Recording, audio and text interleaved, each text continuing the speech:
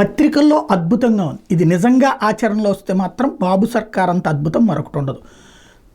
City ఎడిషన్స్లో touch చేస్తున్నారు, మన general ఎడిషన్స్లో touch చేశారు. ఏదైతే నాదెళ్ల మనోహర్ గారు చెప్పింది, వాట్సాప్లో ఓకే చేసుకుంటే ఆర్టిఫిషియల్ ఇంటెలిజెన్స్ ద్వారా ఎప్పటికప్పుడు ధాన్యం కొనేస్తున్నారు, 48 గంటలు తిరగకుండానే డబ్బులు వేస్తున్నారు అన్నటువంటి. ఇది గ్రామీణ ప్రాంతానికి సంబంధించినటువంటి నా యూట్యూబ్ ఫాలో అయ్యేటటువంటి వ్యూయర్స్ రైతు కుటుంబాలే చెప్పాల్సి ఉంది, లేదా అక్కడ తెలుసుకుని చెప్పాల్సి ఉంది. ఎందుకంటే గుంటూరు నుంచి ఒక ఐటెం వచ్చింది, క్వింటాకి మద్దతు ధర 2320 రూపాయలు ఉండేటప్పటికి నా కొనుగోళ్ళకి 45 క్లస్టర్లు ఒక గుంటూరు జిల్లాలోనే ఏర్పాటు చేశారు. అన్నదాతలు కోరుకున్న మిల్లులకే కేటాయించారు. విక్రయించిన 48 గంటల్లోనే సొమ్ము జమ అవుతోంది అన్నటువంటి వార్తని హైలైట్ చేశారు.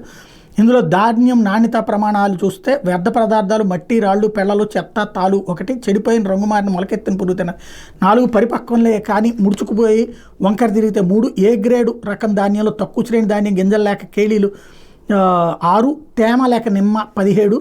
ఓవరాల్గా చూస్తే ఈ ప్రభుత్వం వచ్చిన తర్వాత అద్భుతం జరుగుతుంది. 249 రైతు సేవా కేంద్రాలు గుంటూరు కృష్ణా పశ్చిమ డెల్టా పరిధిలో కోతలు మొదలయ్యాక జిల్లాలో 249 రైతు సేవా కేంద్రాలు ఉన్నాయి. ఒక గుంటూరు జిల్లా ఈ అమరావతి ప్రాంత కృష్ణా పశ్చిమ డెల్టా ప్రాంతానికి సంబంధించి ఆయా ప్రాంతాల్లో ధాన్యం కొనుగోలు కేంద్రాలకి ఏబీసీ విభాగాలకు వర్గీకరించి 45 క్లస్టర్లు ఏర్పాటు చేశారు. నిబంధనల ప్రకారం తేమ శాతం 17% వరకు ఉంటే కొనుగోళ్లకు అనుమతిస్తారు. జిల్లాలో ఎక్కువ బీపీటీ 5204 రకం వరి సాగైంది. ప్రస్తుతం కోత కోసిన వెంటనే తేమ శాతం 25 వరకు ఉంటుంది. ధాన్యం ఆరబెట్టేందుకు వాతావరణం అనుకూలంగా లేకపోవడం, వెంటనే రెండో పంట సాగు రైతులు సన్నద్ధమవడంతో ప్రైవేటు వ్యాపారులకు అమ్మేస్తున్నారు. కృష్ణా గోదావరి జిల్లాల నుంచి వచ్చిన ప్రైవేటు వ్యాపారులు 75 కిలోల బస్తాకు 1400 ఇస్తున్నారు.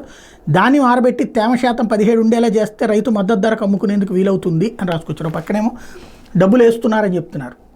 పైనేమో క్వింటాకు మద్దతు ధర 2320 రూపాయల దాకా వచ్చేస్తుంది, ధాన్యం రైతుకి మద్దతు దొరుకుతుందని. మరొక వైపున 1400 రూపాయలకే కిలోల బస్తాకి 75 కిలోల బస్తాకి 1400కే ఇచ్చేస్తున్నారు అని చెప్తున్నారు. అంటే హెడ్డింగ్ ఒకటిగా ఉంటుంది, వాస్తవం మరొకటిగా ఉంటుంది.